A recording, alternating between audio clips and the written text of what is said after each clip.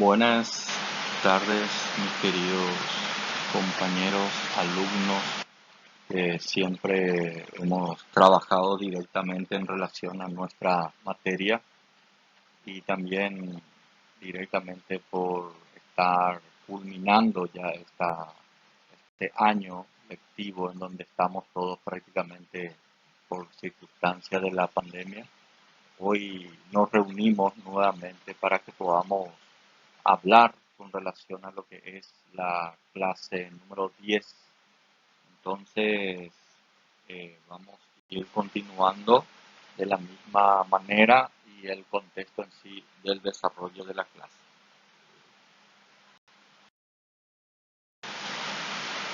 Bueno, la situación de la psicología con la filosofía siempre se han dado intercambios, los intercambios en donde verdaderamente se mantiene de que siempre existe ciertas implicancias de la filosofía en la psicología.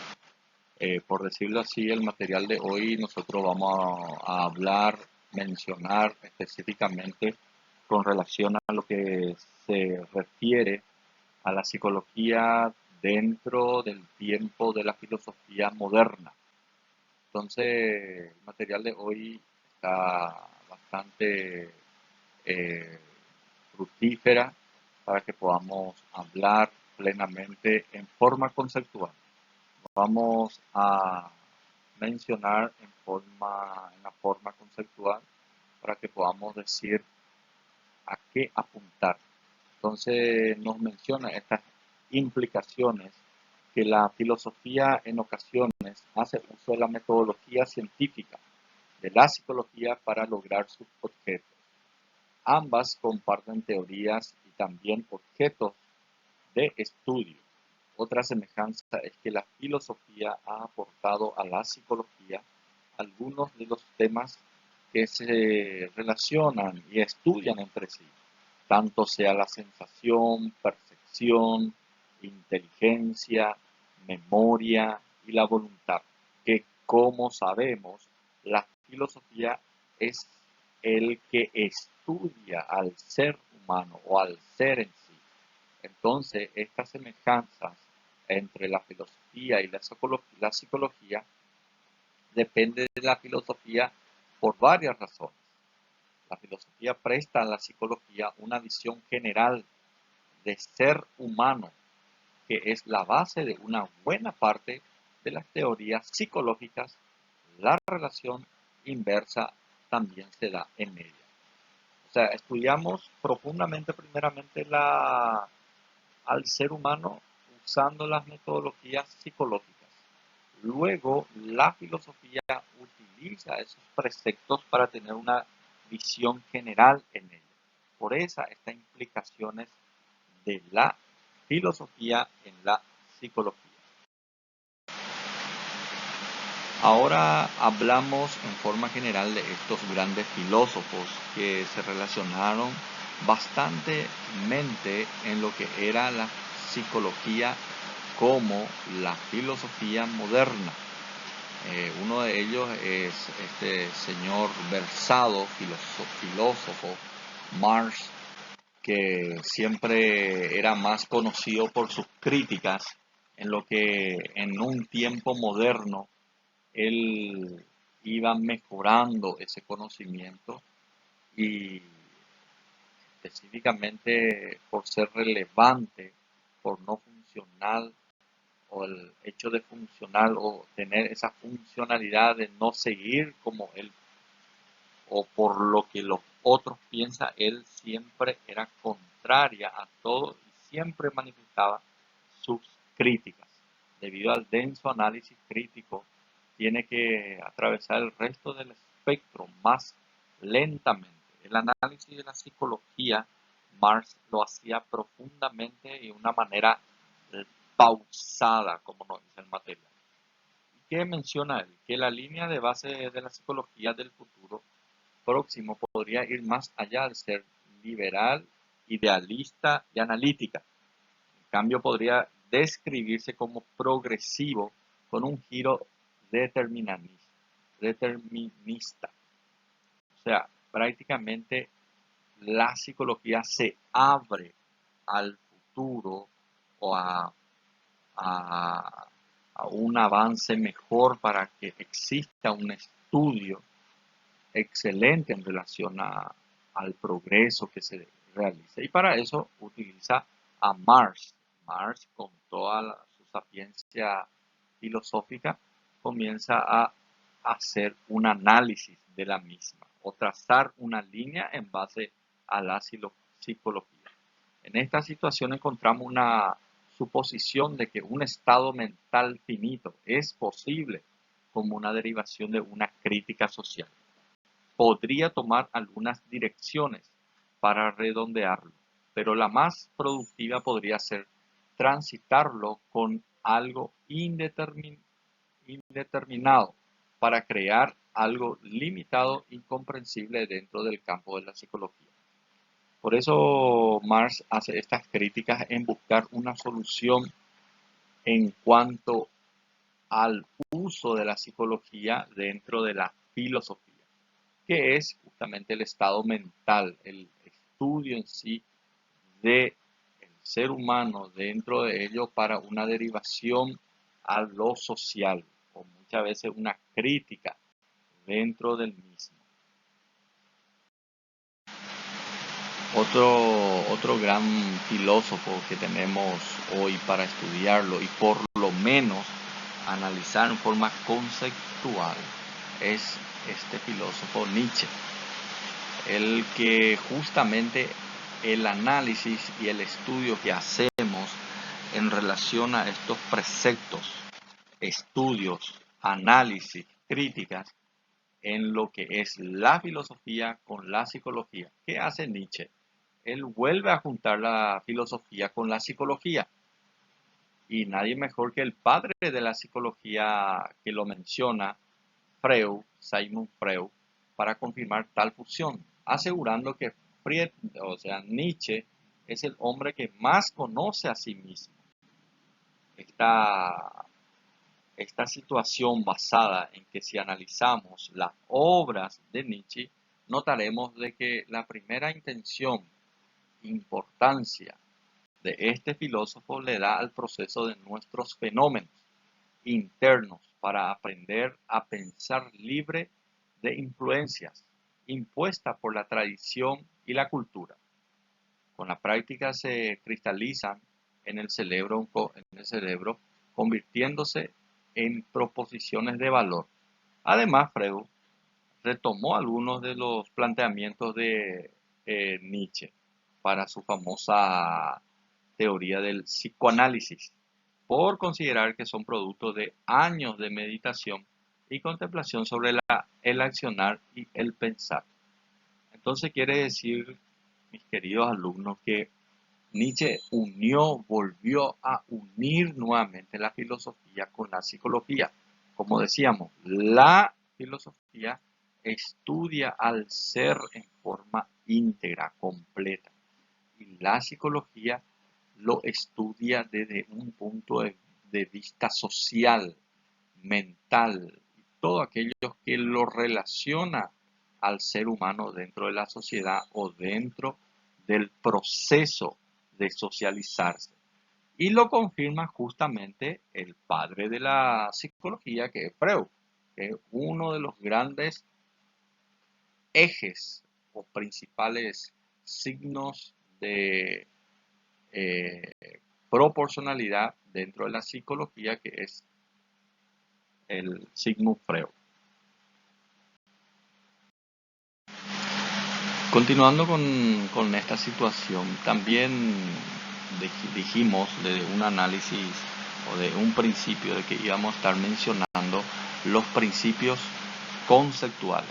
Luego en aula de ya en forma virtual, presencial, vamos a estar debatiendo profundamente estos principios. Hoy nos volvemos a ver justamente en forma virtual a través de este video. Ok, el existencialismo es una corriente filosófica que sostiene que la existencia precede a la esencia y que la realidad es anterior al pensamiento y la voluntad y la inteligencia. O sea, a la voluntad a la inteligencia. Los filósofos existencialistas se centraron en el análisis de la condición humana, tanto a su libertad, la responsabilidad individual, las emociones, así como el significado de la vida. O sea, el existencialismo filosófico utiliza directamente aquí la psicología para poder analizar o hacer estos análisis a través de qué? A través de las emociones o hechos o libertad humana o la condición humana que tiene dentro de esa sociedad. Y de ese punto existencialista analiza la existencia general del hombre dentro de la sociedad utilizando la psicología. Entonces, por esa razón, estos filósofos, como decíamos, el primer punto, ¿por qué siempre esa injerencia de la psicología dentro de la filosofía? Y lo vemos aquí centrado en este punto del existencialismo.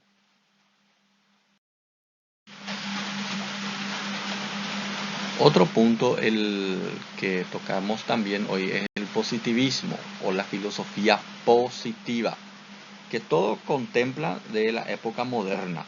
Eso hay que tenerlo bien claro porque ya los demás puntos de las etapas de la filosofía ya lo hemos tocado. Entonces lo que más bien profundizamos hoy es la filosofía moderna. Dentro de ella se encuentra también el positivismo o filosofía positiva, que es una teoría que sostiene que todo conocimiento genuino se limite a la interpretación de los hallazgos positivos, es decir, reales, perceptibles, sensorialmente y verificables. Según esta postura, todo conocimiento genuino es un bien positivo. O sea, ¿qué nos indica a nosotros esta filosofía? A que tenemos que tener ese conocimiento genuino en donde la interpretación se basa en cosas perceptibles, reales, sensoriales y verificables. Entonces, en esta postura se mantiene el positivismo en forma genérica y derivado exclusivamente de la experiencia de los fenómenos naturales y de sus propiedades y relaciones, o bien verdadero por definición, es decir, analítico y tautológico. Así, la información derivada de la experiencia sensorial interpretada a través de la razón y la lógica.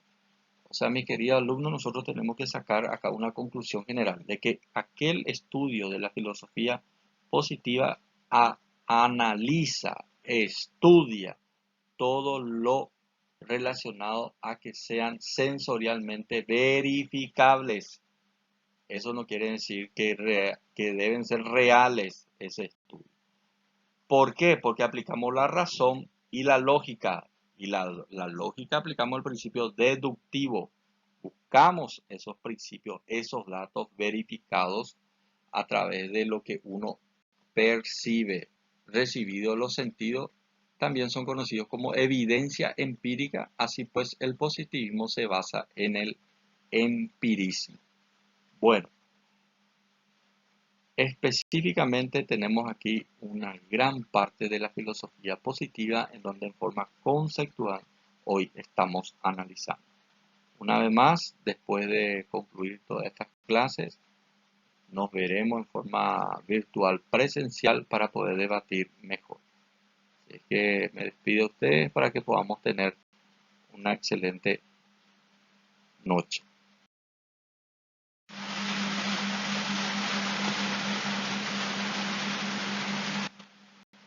Con relación a este punto, antes de cerrar específicamente, tenemos el historicismo.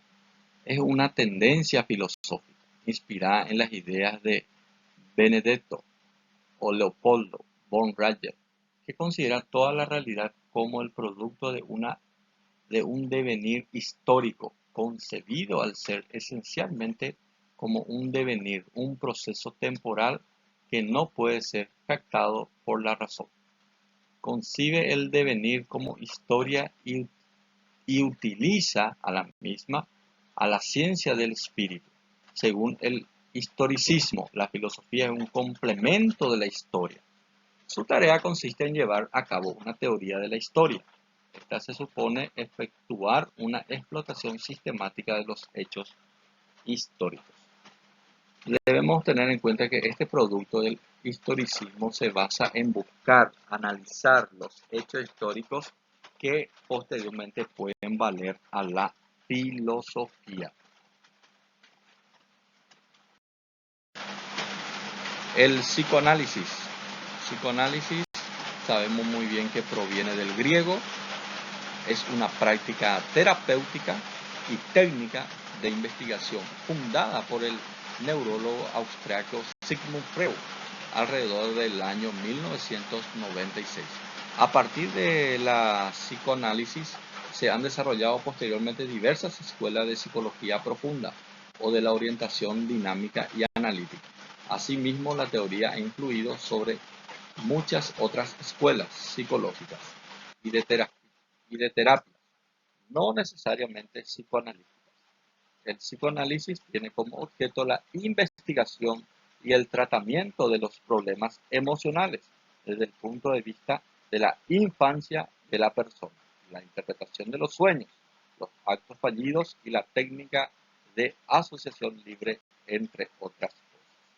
Como decíamos, nosotros hoy estamos haciendo un concepto, un análisis de todo lo demás para que posteriormente en clase podamos analizar exclusivamente estas cuestiones. La hermenéutica, del griego del arte de interpretar, asimismo explicar o traducir. Es el arte de la interpretación, explicación y traducción. Secundariamente, la comunicación no verbal, su concepto central de constitución moderna es el de comprensión de textos escritos. La necesidad de una disciplina hermenéutica viene determinada por las complejidades del lenguaje, que frecuentemente conducen a conclusiones diferentes e incluso contrapuestos en lo que se refiere el significado de los textos. Debemos tener en cuenta decir que cada palabra utilizada dentro de los conceptos de la psicología o filosofía debe ser analizada por este tipo de hermenéutica o comunicación escrita, analizada profundamente en relación a los textos y conceptualizaciones de los mismos. El conductismo es el estudio experimental objetivo y natural de la conducta. El conductismo es una filosofía de la ciencia de la conducta. Definió varios aspectos esenciales de su objeto de estudio y diferencia. O sea, estudia la conducta natural del hombre en una manera de la psicología que tenemos que analizarla bien profundamente en clase, forma presencial